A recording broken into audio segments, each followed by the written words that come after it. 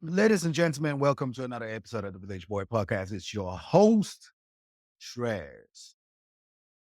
Man, it's a trending news day in America yet again, and today we're talking about tariff. Trump has dubbed today Liberation Day, a beautiful day. Liberation, why not? We are freeing America from the hostage takeover from foreign countries.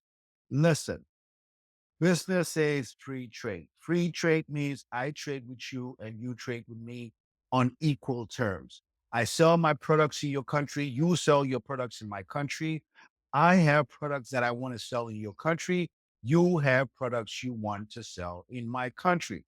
Because of that, we have to have trade agreements. How does it work for you and how is that going to work for me? In other episodes, I talked about the Marshall Plan, how we find ourselves in the place where we find ourselves today. When Europe was coming out of the Second World War, Europe was a very poor continent, very, very poor, poorer than Africa is today. And Europe needed help to be able to come out.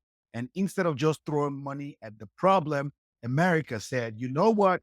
I'm going to leverage my economy, which was strong, which was robust, which was on the rise and up and coming. America said, we are going to give you money to start your industries. And when you make your products, you could sell your products in America because the Americans had the financial capability to buy your products. In return, you can charge us so much money so that we don't destroy your own local businesses because that's the essence of tariff. Tariffs are meant to protect the local business, the local economy. But how is that? How is that? How does the tariff work in protecting the local business? So I'm a business owner. I make tires. Let's use tires for example. I make tires locally. I source the raw materials locally. I make the product locally. I have to pay $15, $14 for labor because minimum wage in America is about $7, but nobody really pays that. So I have to pay good wages so my people stay local, loyal, and put in the effort. So I pay, let's say $14, $15. Raw material and everything. I make my tires and the tires come up to $100. Everything equal and maybe a markup for profit. 25, 30%, I don't know. But let's just say it comes up to $100. At $100, I'm selling my product in America. They don't know of any competition anywhere in the world because the market is not open for foreign competitors in the same space of tire businesses. So every American is buying my tires at $100. A Democrat president comes in and says, you know what? We're going to open the market. It's a free market economy. We're going to bring foreign competitors to compete. And so they go to China, they go to Africa, Nigeria, they go where? South Africa, everywhere. Go to Europe, France, Germany. And they tell tire manufacturers that the American market is open for foreign competition so that we have good prices. But the foreign guys, they don't pay $14 a wage an hour. They probably pay $1, $2. Maybe raw materials are cheap. And the value of their tire comes up to $25, even after shipping it here. Now the product is sold at Walmart for $25 and my product is sold for $100. How long do you think Americans are going to transition from buying my product to buying the product that's $25? And in that same instance, the Chinese company or the Nigerian company or the French company has killed an American company. Alternatively, what I can do is uproot my business and take it to that same country where labor is cheap, everything is cheap, no standards in place. I can uproot my business, take it there, pay the $2, have the same standards of business practice, and come back. And now I can compete with the Chinese company, even though I'm an American company, I can compete with the Chinese company and we both sell our products in Walmart for $25 instead of $100. But what have I done by uprooting my business to China to wherever I would find cheap products? I have taken work away from Americans. And because I am a vulture capitalist, because I'm so consumed by money, my support, my call center is not even going to be located in America. I will put it in the Philippines where I pay the Filipinos $7 an hour or $7 a day, $10 a day to be able to answer calls for Americans who are not satisfied buying the $25 product already. So the manufacturing plant is in China. The call center is in the Philippines. And the only product that's in America is the tire for Americans to consume. So essentially, I am turning America into a consumer society, a consumer country. They don't produce anything. So no American has been put to work. No American has been factored in the production line of this tire, but I get to make all the money. The call center, the lowest part of the job process, the call center, is not even in America. And I could actually hire Americans and tell them that I would gladly relocate you to China to go stay in China and then do the product quality control of this product. I can gladly do that. And you start to ask yourself, if every company starts uprooting the factories and moving them to cheaper economies and only coming here to sell their product, how long do you think before Americans are not going to be able to find work? America is going to become a service country. And even the service country can be exported. This is the importance of tariffs. Tariffs are put in place to protect local businesses. Another example, if you're a rice producer in Nigeria, you grow your rice, you plant your rice, you grow it, all the whole process, and Nigerians are consuming your rice. Then your government comes in and decides that they're going to bring rice because there's a high demand for rice locally, and you are not able to meet up with the demand. The local company making rice, you're not able to meet up with the demand for 240 million Nigerians asking to eat rice. And the Nigerian government, instead of to invest locally and have more rice producers locally, the Nigerian government decides that they would go to China, they would go to Thailand, they would go to all of these India rice producing countries and buy ready-made rice and bring it to Nigeria. What is that going to do if they did that? The rice is going to be imported, will be cheaper, and it's going to destroy the local manufacturer that was producing rice. They will put you out of business. What the Nigerian government needs to do is to put in a tariff on the rice that's being imported from China, from Thailand, from India into Nigeria. You put enough tariff so that the price that the rice will be sold in the Nigerian market is competitive with the local manufacturer's price. So that the customer is not set in a position where they are deciding, do I want to buy the local rice or the imported rice? Because you're putting Nigerians out of business. Importation does not create jobs. It doesn't. It just doesn't. You have a warehouse of a couple of people that's going to package the product, move it around, but the production plant creates more jobs than the importation plant. And this is why it is very important that every country has some level of tariffs to protect local industries. And Trump, since when he was a businessman, has been talking about this until now that he is a president, until now that he is the president. he has gone ahead and pushed for reciprocal tariffs. And the liberals are running wild. The liberals are upset. But I would ask you, and we'll look at this picture right here. Let's bring this picture up closer. Let's make it bigger. Right there. Let's look at this picture. Ask yourself, if tariffs are so bad, why do all these countries have tariffs on American products? What does that mean? That means any product that America is exporting to any of these countries charge them the percentage that you see on here. Let's go ahead and look at it and talk about this. China is taxing America 67% taxes on American imports. So it makes it really hard for American cars to be sold in China. The European Union is taxing America 39% of tariffs on any American product sold in the EU. America is taxing the European Union 20% of tariffs.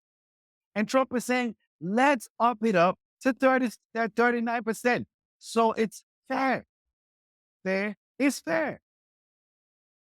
Vietnam, 90%. So you definitely cannot sell any American product in Vietnam because it's 90%. Nobody's going to be able to buy an American product in Vietnam at 90%. America charges Vietnam 46% of Vietnamese products into America. Very reasonable. Do you think that it would be fair if America hits Vietnam with a 90%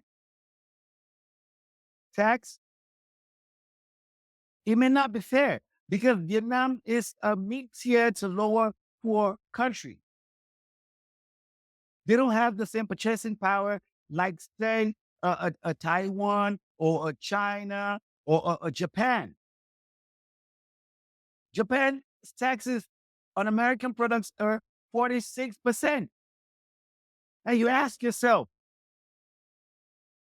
Japan is making Toyotas and selling them in America. Why don't you have Chevys and Fords and Cadillacs sold in Japan? Because Japan is going to make it so difficult for American business products to be sold in Japan.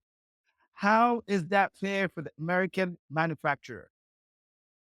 My fellow Democrats, you have to be able to tell me how it's okay for Japan to be able to sell all kinds of Japanese cars in America, but America cannot sell a single American car in Japan. Now, Japan can set rules or regulations that the way the cars are made in America are not going to be the same way the cars are made in Japan. You will make them to specification. Thailand, 72%. I want you guys to understand how tariffs work. You set a tariff that any product coming from America, if the country is America, you say every product that is coming from America will be set to 50%. So the manufacturer is going to pay the tax. And it indirectly transfers it to the consumer. But the manufacturer is going to pay it to the government. So if you make an American candy, an American cereal, and you want to sell it in South Korea, you are going to be charged 50%. That's what South Korea is going to be levied. So if tariffs are bad for America, why is it good for South Korea? Now let's go down one step further. Look at the United Kingdom. The United Kingdom has 10%. Look at the tax for America, 10%. Fair is fair. You sell your products in my country, we levy a 10% tax. I sell my products to your country, you levy a 10% tax. Fair is fair. Every country is not the same. Every country does not have the same purchasing power, and that's a given. So we're not going to have one size fit all kinds of deals. Look at South Africa, 60% taxes on American products. Reciprocity demands America have 60%. But does America have 60%? No, America has 30%.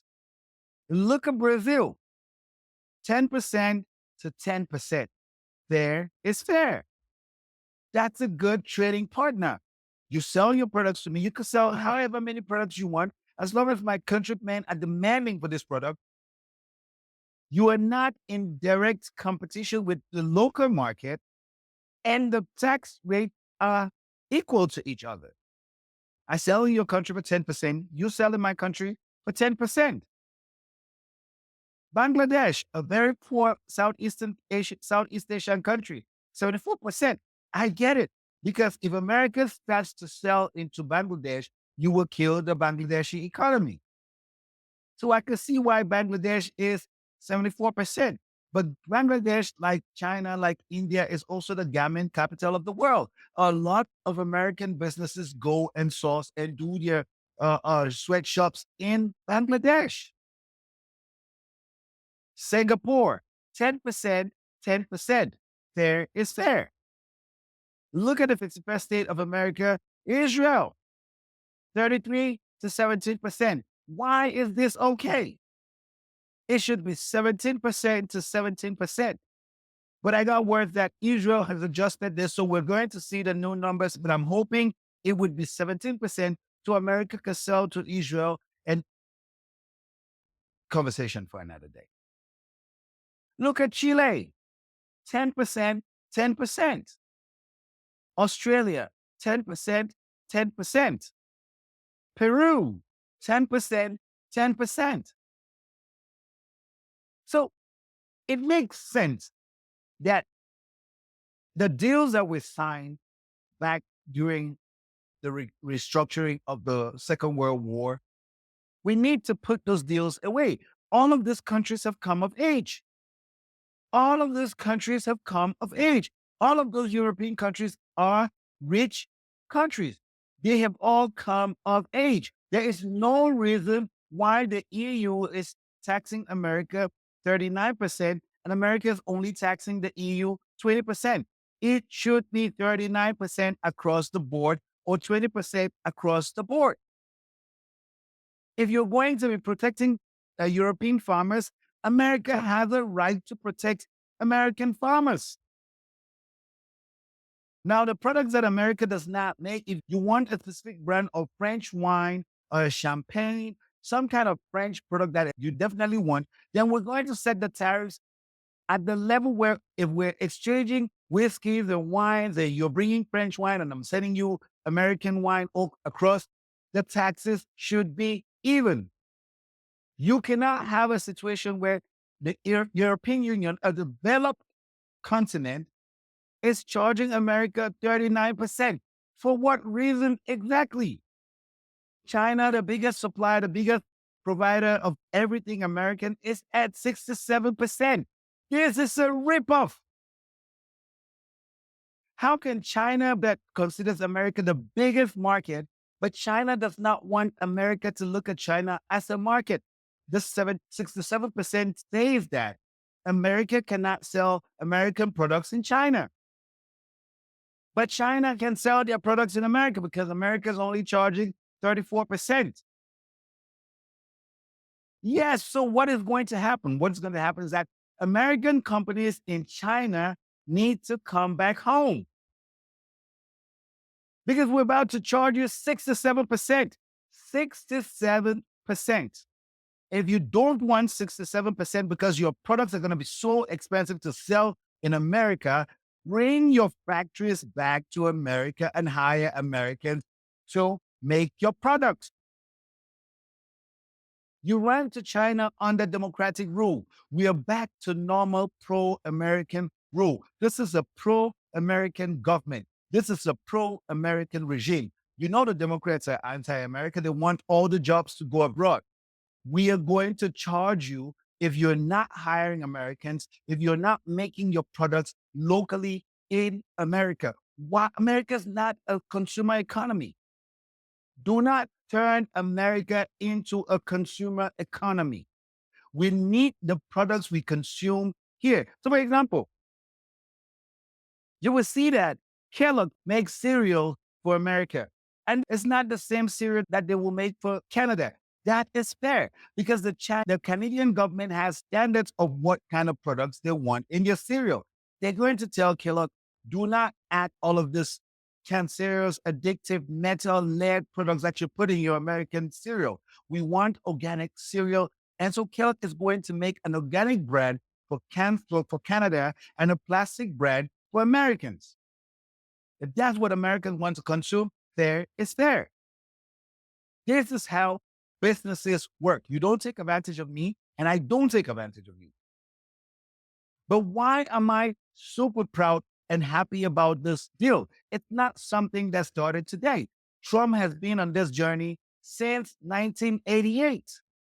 Here's a video of Trump on the Oprah Winfrey show talking about this particular thing so you can understand. Last year criticizing U.S. foreign policy. What would you do differently, Donald? I'd make our allies, forgetting about the enemies you can't talk to so easily. I'd make our allies pay their fair share. We're a debtor nation. Something's going to happen over the next number of years with this country because you can't keep going on losing $200 billion. And yet we let Japan come in and dump everything right into our markets and everything. It's not free trade. If you ever go to Japan right now and try to sell something, forget about it, Oprah. Just forget about it. It's almost impossible. They don't have laws against it. They just make it impossible. They come over here, they sell their cars, their VCRs, they knock the hell out of our companies. And hey, I have tremendous respect for the Japanese people. I mean, you can respect somebody that's beating the hell out of you, but they are beating the hell out of this country. Kuwait, they live like kings. The poorest person in Kuwait, they live like kings. And yet they're not paying. We make it possible for them to sell their oil. Why aren't they paying us 25% of what they're making? It's a joke. This sounds like political presidential talk to me. And I know people have talked to you about whether or not you want to run. Would you ever? Probably not. But I do get tired of seeing the country ripped off. Why would you not? I just don't think I really have the inclination to do it. I love what I'm doing. I really like it. Also, it doesn't pay as well. No, it doesn't.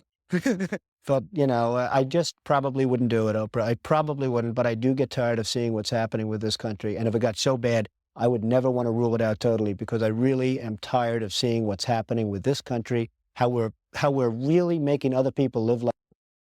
This was 1988.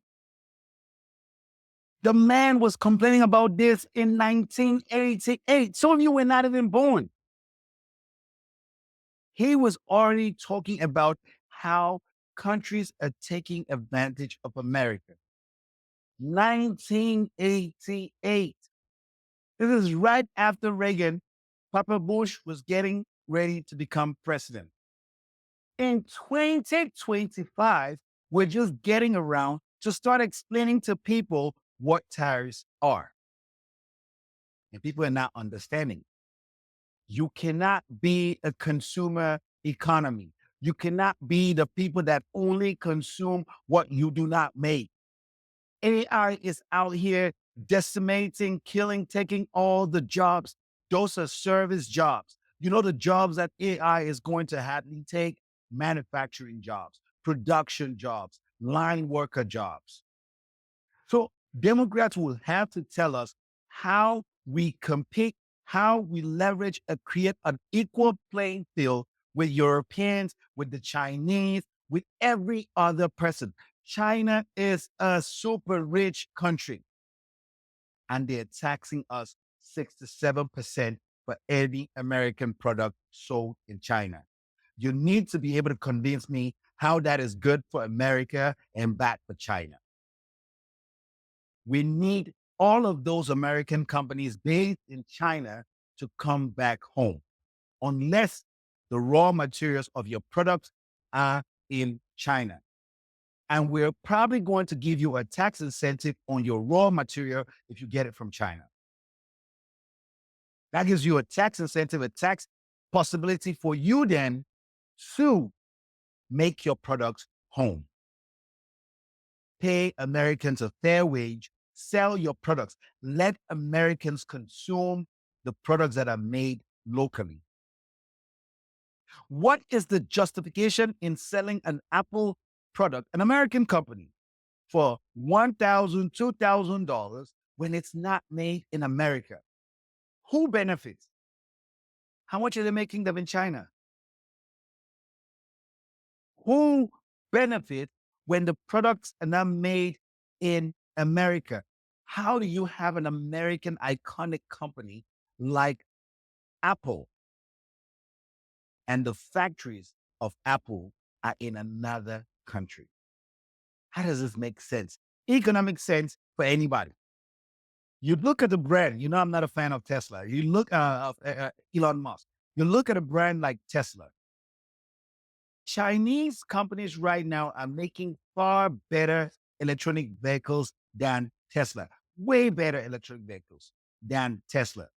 Imagine a situation where a president comes, and because they hate Elon more than I don't like him, a Democrat president wins in 2028. And because they want to stick it up to Elon Musk, they decide to open the EV market and let the Chinese companies come into America and sell cars that are far superior to Tesla for $20,000. The cars are not made in America. They're made in China. Labor is cheap. Quality control, everything is cheap. Those cars come into America and they're sold for $20,000. How long do you think Tesla is going to have before it goes under? And they're going to kill an American company, and the couple of thousands of, Elon Musk is not known for creating jobs. The couple of jobs, thousands of jobs that he has created for Tesla, the Tesla plant will go under for a Chinese company that has only showrooms across America. An example not far up is Africa. Chinese companies are selling their cars across Africa. None of those cars are even assembled in Africa. Those cars are made and shipped to Africa only for sales.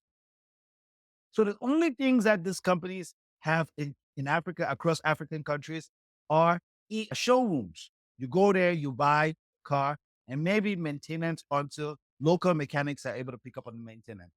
No Nigerian is employed, no African is employed, no Ghanaian, no Zimbabwean, no Zambian. All of these countries that have brought in Chinese foreign imports, nobody is employed at the assembly plant or at the production plant. But those countries can put a tariff on this Chinese product and say, come and make your car locally. You need to put Africans to work. And the only way you do that is through tariffs. So this was 1988 when Trump was talking about this. This is something very consistent with the Republican Party. They stand on message.